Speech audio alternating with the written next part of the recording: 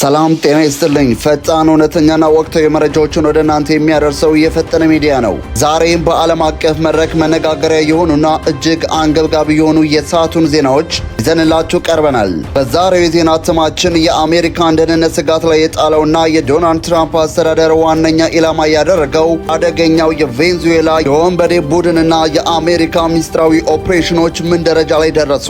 በቀጥልም በዋሽንግተን ዲሲ ከሚገኘው ታዋቂው የኬኔዲ ማዕከል ላይ የዶናልድ ትራምፕ ስም ፌዴራል ፍርድ ቤት ትዕዛዝ ሙሉ በሙሉ መነሳቱን ተከትሎ የተፈጠረውን አነጋጋሪ ሁኔታ በዝርዝር ወደ እናንተ እናደርሳለን።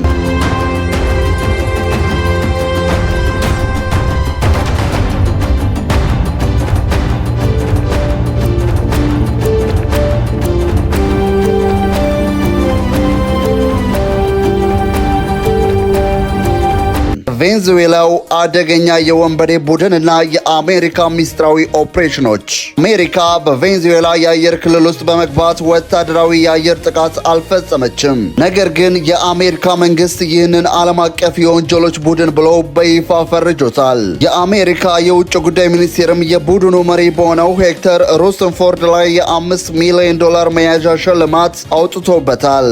ዶናልድ ትራምፕ በትሩ ሶሻል ገጻቸው ላይ በተደጋጋሚ እንደገለጹት ቡድን ለአሜሪካ ብሔራዊ ደህንነት ትልቅ ስጋት በመሆኑ በቁጥጥር ስር ለማዋል ደቡብ አሜሪካ ሀገራት ጋር የደህንነትና የድብቅ መረጃ ልውውጥ ጥምረት እየተደረገ ይገኛል። ይህ ቡድን የተነሳው ከቬንዙዌላው ቶኮሮን ከተባለ ታዋቂው እስር ቤት ውስጥ ነው። መጀመሪያ ላይ በባቡር ሀዲድ ግንባታ ላይ በነበሩ ሰራተኞች ማህበር ስም የተቋቋመ ቢሆንም ጊዜ በኋላ ግን ወደ ታላቅ የወንጀል ድርጅትነት ተቀይሯል። ዛሬ ላይ ይህ ቡድን በቬንዙዌላ ብቻ የተወሰነ አይደለም። ወደ ኮሎምቢያ፣ ኢኳዶር አልፎ ተርፎን በሜክሲኮ በኩል ድንበር አቋርጦ እስከ አሜሪካ መናገሻ ከተሞች ድረስ መረቡን ዘርግቷል። ትራምፕ ወደ ስልጣን ሲመጡ ካነሷቸው ትልልቅ አጀንዳዎች አንዱ የድንበር ደህንነትን ማስከበርና ህገወጥ ስደተኞችን መቆጣጠር ነው። የሪፐብሊካን ፓርቲና ትራምፕ እንደሚከራከሩት ይህ የቬንዙዌላ የወንበዴ ቡድን የስደተኞችን ፍሰት ገን በማድረግ ወደ አሜሪካ ከተሞች እንደ ኒውዮርክ እና ቺካጎ ሰርጎ ለመግባት የወንጀል መጠኑን ከፍ አድርጎታል።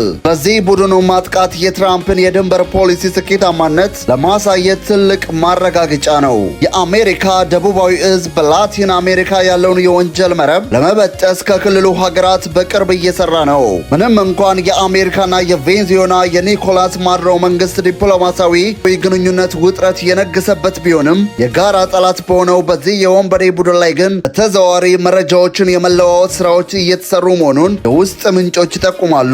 የቡድኑ መሪ ሄክተር ከእስር ቤት ካመለጠ በኋላ የት እንዳለ በውል አይታወቅም። የአሜሪካ የውጭ ጉዳይ ሚኒስቴር ያወጣው የ$5 ሚሊዮን ሽልማት የትኛውንም ግለሰብ ወይም የውጭ ሀገር የደህንነት አካል ይህንን ሰው አሳልፎ እንዲሰጥ ለማበረታታት የተደረገ ትልቅ ዲፕሎማሲያዊና ወታደራዊ እርምጃ ነው።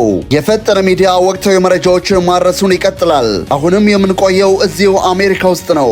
ዶናልድ ትራምፕ አስተዳደር በድንበር ደህንነትና ዓለም አቀፍ የወንጀል መረቦች ላይ ጠንካራ እርምጃዎችን እያቀደ ባለበት በዚህ ወቅት ሀገር ውስጥ ደግሞ ከህግና ከፍርድ ቤት ውሳኔዎች ጋር የተያያዘ ሌላ ትልቅ ፈተና ገጥሞታል። በዋሽንግተን ዲሲ የሚገኘው ታዋቂው የጆን ኤፍ ኬኔዲ የኪነ ጥበብ ማዕከል የቦርድ አባላት ያቀረቡት አስቸኳይ የይግባኝ ጥያቄ ውድቅ መደረጉን ተከትሎ የትራምፕ ስም ከህንፃው ላይ ሙሉ በሙሉ ተነስቷል። የፌዴራል ዳኛው ያስቀመጡት የ2 ሳምንት ገደብ አርብ እኩለ ሌሊት ላይ ማብቃቱን ተከትሎ የቴክኒክ ሰራተኞች ቅዳሜ ማለዳ ላይ ዘ ዶናልድ ጄ ትራምፕ እና የሚሉትን ቃላት ከማዕከሉ ውጫዊ ክፍል ላይ የማንሳት ስራ አከናውነዋል።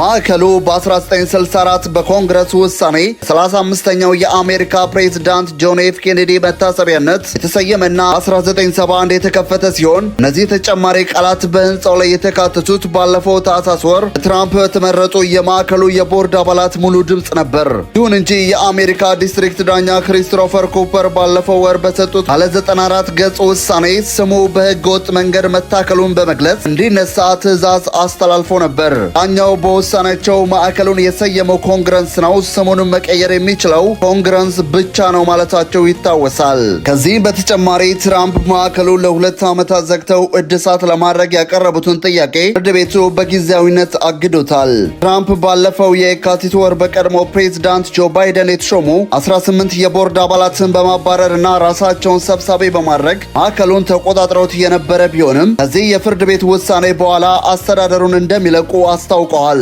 ፕሬዚዳንት ትራምፕ በሁለተኛው የስልጣን ዘመናቸው የዋሽንግተን ዲሲን ገጽታ ለመቀየር ሰፊ እንቅስቃሴ እያደረጉ ይገኛሉ።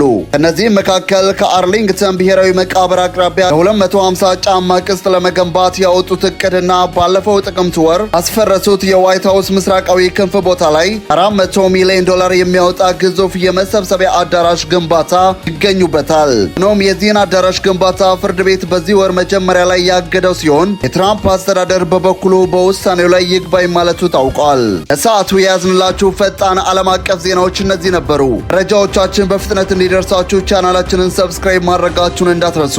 ሰላም ለሀገራችን፣ ሰላም ለዓለማችን።